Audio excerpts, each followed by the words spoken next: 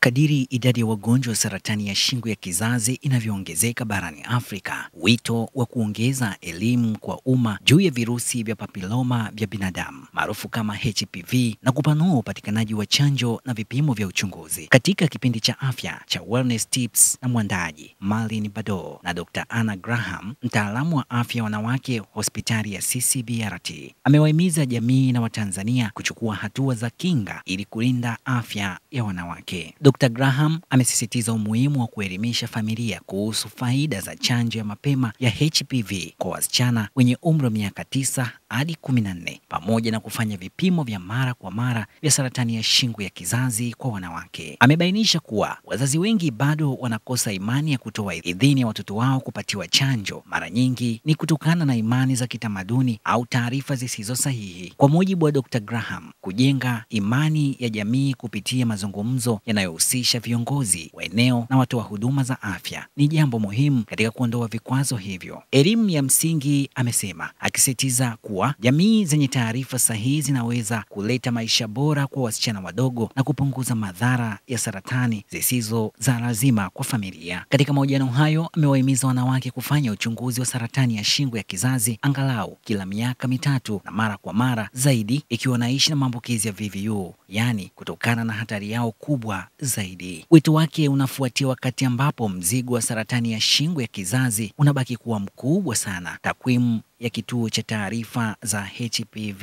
ICO IARC mwaka 2023 zinaonyesha kuwa takribani wanawake 10,241 huchunguzwa kuwa na saratani ya shingo ya kizazi kila mwaka nchini Tanzania, huku takribani 6,525 wakifariki kutokana na ugonjwa huo kila mwaka. Saratani ya shingo ya kizazi inashikilia nafasi ya juu kati ya saratani zinazomkumba mwanamke nchini na inapatikana sana kwa wanawake wenye umri wa miaka 15 hadi 44. Kiwango cha kawaida cha ugonjwa huu nchini Tanzania kinasaidia takriban wagonjwa 64.8 kati ya wanawake 100,000, ambayo ni takwimu ya mwaka 2023. Hali hiyo inafanana na hali barani Afrika ambapo kiwango cha wagonjwa kina takriban 34 kati ya wanawake 100,000 kwa mwaka, huku takribani 23 kati ya wanawake 100,000 wakiaga dunia kutokana na ugonjwa huo kila mwaka. Kimataifa, saratani ya shingo ya kizazi inashikilia nafasi ya 4 kati ya saratani zinazomkumba mwanamke. Mwaka 2024 pekee kulikuwa na wagonjwa 660,000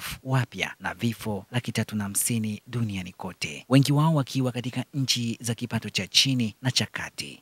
Wataalamu wanasema kuwa saratani ya shingo ya kizazi inaweza kuzuia kwa kiasi kikubwa. Mchanganyiko wa chanjo ya HPV na uchunguzi wa mara kwa mara unatambulika katika mkakati wa ufanisi zaidi kupunguza visa vipya na vifo. Kwa Daktari Graham, changamoto ya haraka ni kushughulikia hofu ya chanjo na taarifa zisizo sahihi kupitia elimu ya kijamii, ushirikishaji wa viongozi wa kuaminika wa eneo na upatikanaji mpana wa chanjo na vipimo. Anaamini kuwa Tanzania inaweza kufanya maendeleo makubwa katika kulinda afya ya wanawake na kuhakikisha vizazi vijavyo vinakuwa salama kutokana na ugonjwa unaoweza kuzuia. Hii ni ripoti ya Media Wire Express, habari fupi mahiri kwa Afrika. Mimi ni Joseph Isangura.